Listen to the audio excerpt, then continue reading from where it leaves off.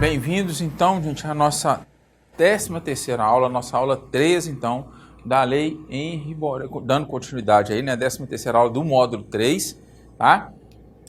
Do curso 1 do módulo 3, e a gente vai estar dando continuidade, né, à Lei Henri Borel, que a gente já estava falando nas duas últimas aulas, e vamos dar continuidade aqui. Desculpa que teve um erro, tá? Essa continuação da aula 12, não da aula 14, que houve uma confusão na hora de fazer essa numeração romana aí, que às vezes a bagunça a gente um pouquinho, tá certo?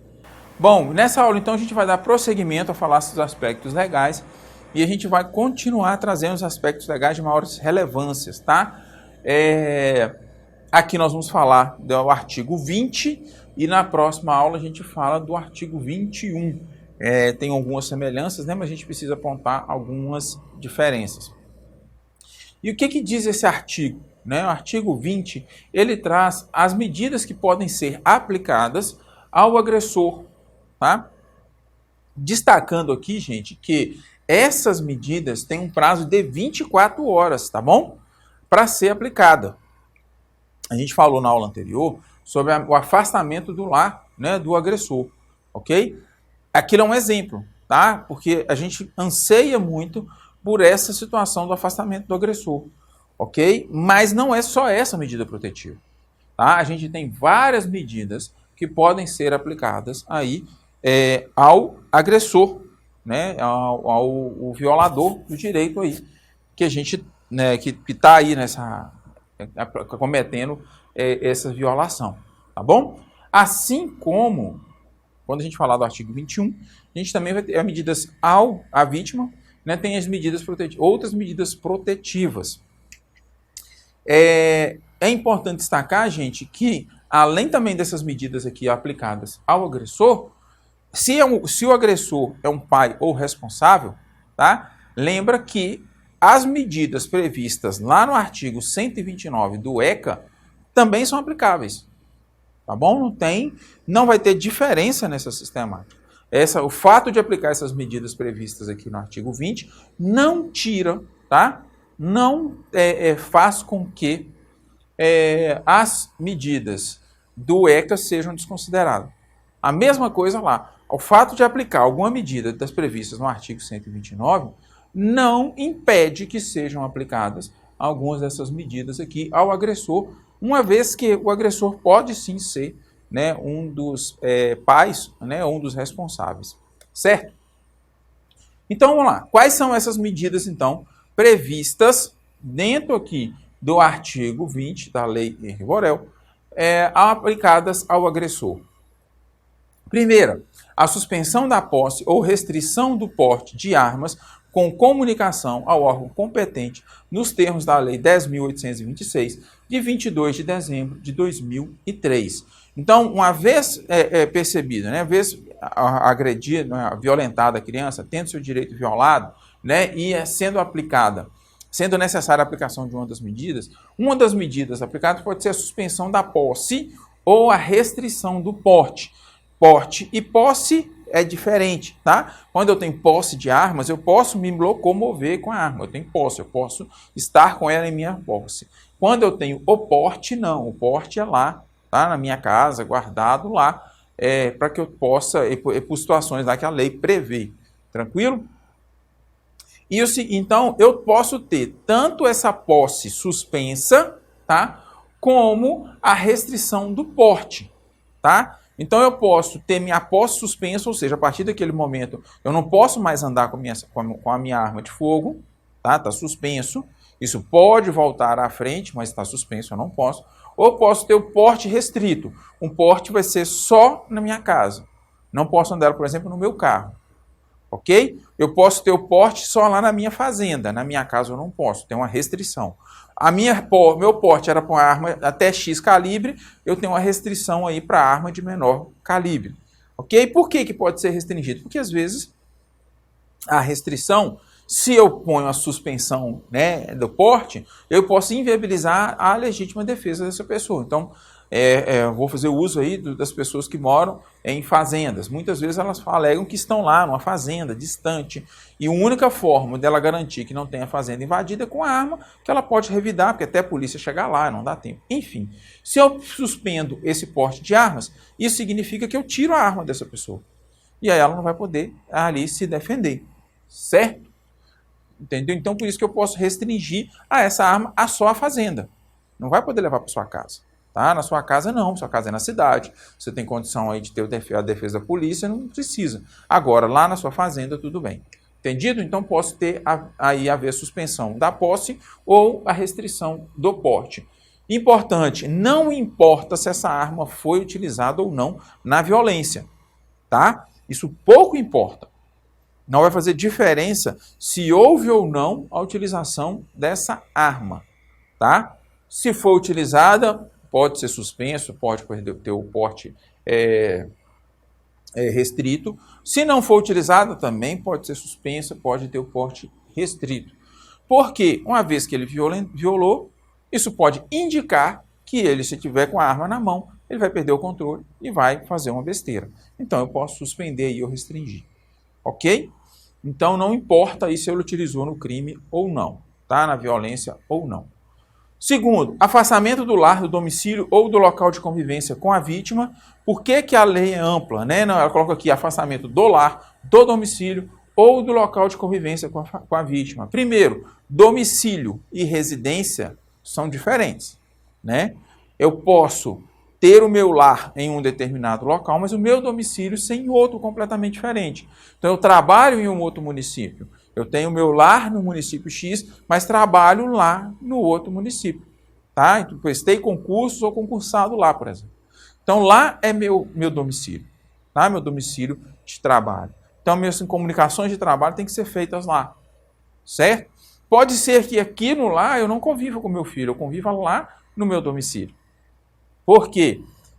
Às vezes, por coincidência, meu filho estuda no mesmo município que eu trabalho. Então, a gente está na mesma casa, tá? É meu domicílio lá. Mas não é meu lar é no outro município. A minha esposa está em outro lugar, eu tenho mais outros filhos que estão lá, mas eu estou com esse aqui, e se eu violo ele aqui, eu vou responder. Eu posso ser afastado do lar, tá? Afastado da vítima, mesmo não sendo no meu lar. A mesma lógica é o contrário, né? Eu posso violar, se eu violo aqui no meu lar, eu posso ser afastado desse lar, tá? Ainda que não seja o meu domicílio. Por fim, ou local de convivência. Tá? Então não importa, às vezes é só um local de convivência, uma praça, onde eu me encontro, onde eu convivo. Ok? E de repente eu agrido uma pessoa, meu filho ali, ou meu sobrinho, né? O meu filho, ou uma criança que está sob minha responsabilidade, enfim. Eu cometo aquela agressão em âmbito doméstico, tá? Em âmbito familiar. E aí eu posso ser. Era o local que a gente convivia. Então eu posso ser afastado, tá? Dessa convivência lá, no local de convivência. Entendido? Então, eu posso ficar afastado de qualquer lugar, tá? Que eu possa ter contato com essa criança. Tá bom? Detalhe, a lei aqui, ela trabalha de forma ampla exatamente para poder prever todas as situações possíveis, tá bom? No máximo possível, certo? E sim, se tiver alguma situação que não está prevista aqui, a gente deve aplicar a analogia, tá bom? Se é um local de convivência, tá bom? E não é um local qualquer, ou um domicílio, ou não é o lar, eu tenho que fazer um esforço para encaixar isso aqui nessa lógica aqui, tá? Ainda que seja por analogia. Tá certo? O inciso 3º diz o seguinte: a proibição de aproximação da vítima, de seus familiares, das testemunhas e de noticiantes ou denunciantes, com a fixação do limite mínimo de distância entre estes e o agressor. Então aqui, uma coisa é o afastamento do lar, outra coisa é a proibição de chegar próximo, tá? Então, eu posso ter o afastamento do meu lar conjugal, tá? Do meu lar ali, do meu domicílio, e poder ainda me aproximar a uma certa distância. Então, eu não posso chegar lá na casa, mas eu posso ficar nos arredores, tá? Então, para evitar isso, que a lei prevê? A proibição de aproximação. Então, além de aplicar o afastamento, eu ainda posso aplicar a impossibilidade de se aproximar até X quilômetros de distância, ou X metros, enfim, vai da realidade municipal. E por que a lei também, então, não estipula uma metragem mínima? Porque isso vai da realidade municipal. Tá? Tem municípios, por exemplo, que são pequenos, que têm uma sede relativamente pequena, né, onde tudo funciona naquela sede. E, por coincidência, a criança mora ali na sede. E se eu coloco uma proibição, por exemplo, de aproximar a 2 quilômetros, num raio de 2 quilômetros, lembrando que isso é um raio de distância, tá? Não é reto, é um raio de distância. Então, a criança está no centro aqui, 2 quilômetros, tudo em volta, não pode se aproximar. Então, se eu coloco a proibição de chegar perto dessa criança, um raio de 2 quilômetros, eu posso inviabilizar a vida dessa pessoa, desse agressor. Tá? Que até aquele momento, gente, é um suposto agressor. Então, eu posso inviabilizar a vida dele. Então, eu tenho a criança que mora lá na sede, eu tenho estabelecer um raio de 2 quilômetros de distância. Esse agressor, ou o suposto agressor, não vai poder acessar, não vai conseguir acessar um banco, um supermercado, um mercado, uma loja, porque no raio de 2 quilômetros ele não vai conseguir chegar, ele não vai poder chegar perto. Entende? Então não dá para poder colocar, se a lei coloca um mínimo e aí inviabiliza a vida da pessoa. Não é esse o objetivo. Tá? Então, aqui a aplicação da metragem vai da lógica do município. Então, o juiz pode, o delegado pode, o policial pode, conhecendo a realidade, falar, olha, 500 metros é suficiente. Então, ele não pode se aproximar em 500 metros. A 500 metros ele pode realizar outras ações. Certo? Sem correr o risco de ser preso. Tá bom? Então, há sim os dois casos aqui, afastamento do lar e a impossibilidade de se aproximar. E, além disso, a lei não traz essa metragem mínima para deixar que se enquadre na realidade do município. Tá? Às vezes, uma metragem para um município não é suficiente, para outro é até mais do que suficiente, que pode se extrapolar. Então, numa cidade do tamanho de Belo Horizonte, talvez um raio de 2 km de distância é interessante, porque não vai viabilizar a vida dele, ele vai poder acessar vários outros serviços em vários outros locais. Tá? E aí um raio de 2 km é interessante porque movimenta-se mais de carro, então movimenta muito mais rápido. Então a proximidade dele a uma certa distância para dar tempo da vítima ir buscar o apoio policial é viável. Agora, no município menor, muitas vezes isso vai tornar a vida dele inviável ali. Certo? Além, continuando, então, o artigo 20 traz outra medida. A vedação de contato com a vítima, com seus familiares, com testemunhas e com o noticiante ou denunciante por qualquer meio de comunicação. Aqui a proibição de se comunicar com essas pessoas, tá? Então, dentre as medidas protetivas pode ser aplicada essa aí. É proibido ele entrar em contato com a vítima, com seus familiares, com testemunha, com noticiantes ou denunciantes.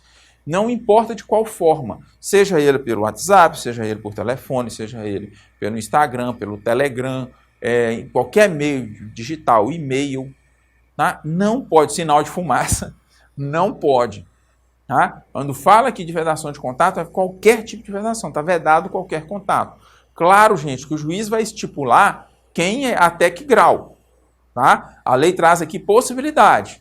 Pode ser com a vítima, com seus familiares, com testemunhas, com noticiantes e denunciantes. Mas o juiz pode falar, não, vai ser só contra a vítima. Ou vai ser contra a vítima e seus familiares. Tá? Ou contra a vítima, familiares e testemunhas. Isso vai depender de cada caso, certo? Mas o juiz aqui vai limitar. Lógico, se ele colocar que a medida aplicada, a ser aplicada, é a prevista no artigo 4º, no inciso 4º do artigo 20, vai valer para todas essas situações aqui. Tá? Então ele não pode se comunicar com nenhum disso. Mas o juiz pode estabelecer em qual grau ali ele pode estar proibido de entrar em contato. 5. A proibição de frequentação de determinados lugares a fim de preservar a integridade física e psicológica da criança ou do adolescente, respeitadas as disposições da Lei 8.069, de 13 de julho de 90, né? Estatuto da Criança e Adolescente. Então, a vedação ali a frequentar alguns lugares, bares, restaurantes, supermercados. Às vezes é um supermercado que o adolescente trabalha lá como adolescente aprendiz, está lá no mercado como aprendiz, né? Está trabalhando ali, e é um supermercado que ele frequenta. Então, posso proibir de frequentar exatamente aquele supermercado. Tá bom? porque para proteger a integridade ali, preservar a integridade física dessa criança ou desse adolescente. Então, é um clube que essa criança frequenta, né? E ele é sócio. Ainda que eu não tenha a definição do afastamento, eu posso proibir que ele frequente esse clube a qualquer dia, em qualquer momento, não importa, ele não pode mais frequentar esse clube, porque em qualquer dia, em qualquer momento, essa criança pode estar nesse espaço, certo? Ou esse adolescente. Tranquilo?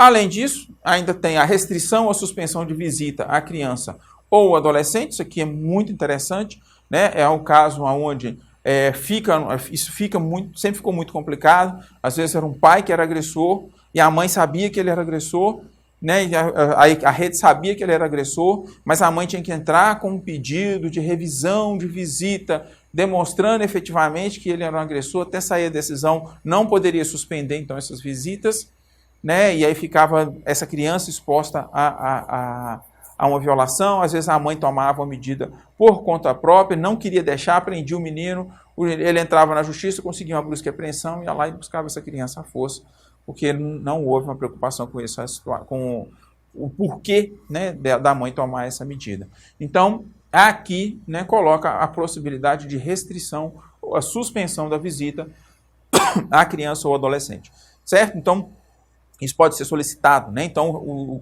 próprio Conselho Tutelar pode, por exemplo, já representar isso no caso de uma violação de direito, representar o juiz pedindo a suspensão da visita. E o juiz tem prazo de 24 horas para poder fazer. Assim como a própria mãe, né? Hoje não tem mais que entrar com um processo normal e esperar, tá? Busca o advogado tem que ir lá com a petição e fazer uma representação e iniciar, né, um processo, né? Já no processo pedir essa cautelar e o juiz tem 24 horas para decidir para decidir a aplicação dessa medida.